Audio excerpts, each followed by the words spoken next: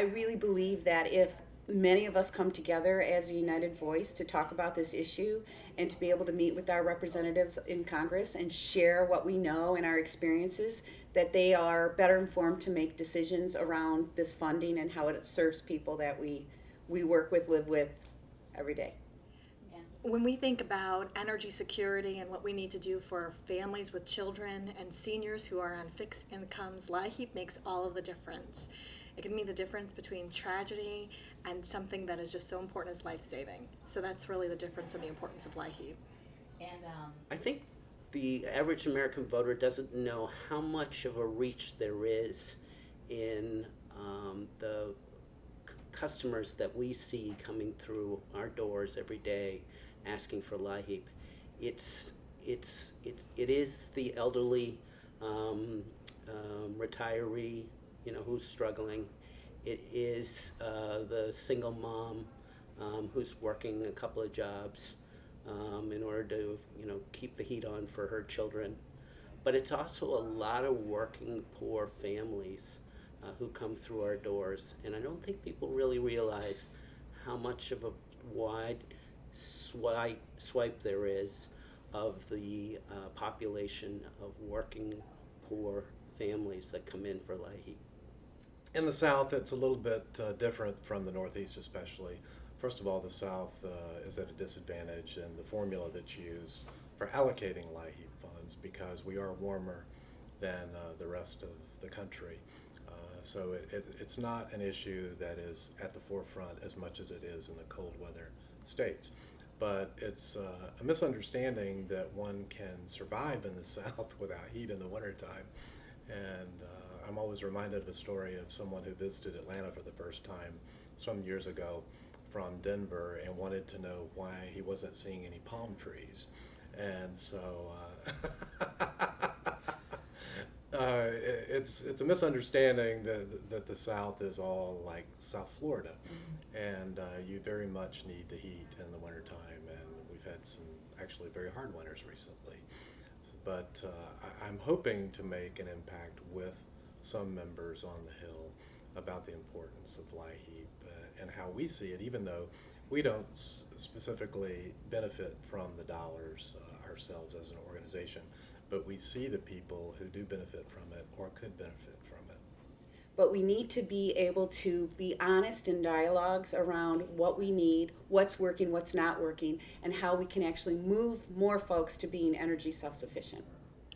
To all members of Congress, just please understand the importance that LIHEAP makes on a low-income family's life. It is the difference between, medically saving medicines, food, just the basic essentials. And we know that keeping warm, especially in a state like Michigan, is so critical on cold days. So that is why LIHEAP is so important.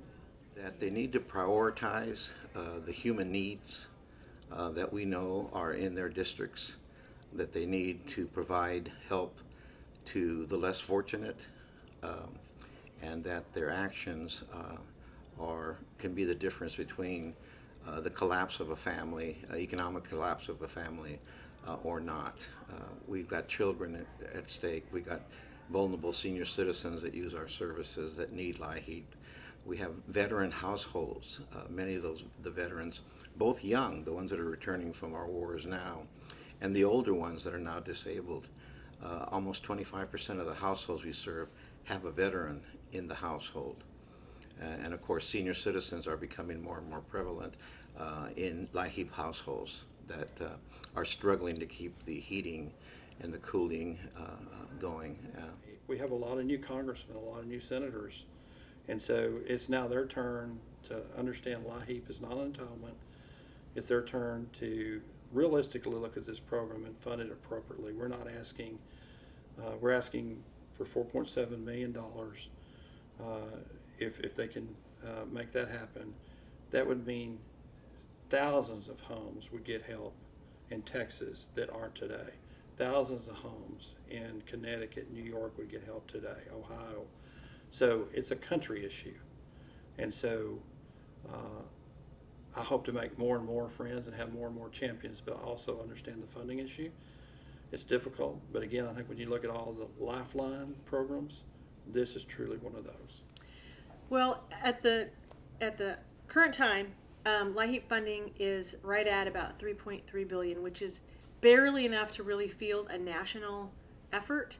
At 4.7 billion, states can really begin to make an impact and be able to prepare for weather crises, and we've had a couple of them the last couple of winters, and people forget that we also have crises in the summertime. So cooling issues have become a much bigger deal. So when the level of the program is at least at 4.7 billion, states are able to plan for rather than just constantly be reacting to some of these crises. Unfortunately, there's a great need, a great many people out there that struggle from month to month. And I think one of the messages I'd like to leave is that whoever your utility is, if you're struggling to pay your utility bill, whether it's electric, gas, propane, whatever it is, fuel oil, please contact your utility. Let them know first, and let them know before your bill goes past due. They'll work with you. And then the last thing is talk to your local representatives. Even if it's your mayor of your city, explain what LIHEAP is. It's a Low Income Home Energy Assistance Program. It's a federal Reagan block grant. It's not an entitlement. Start talking it up and within your communities.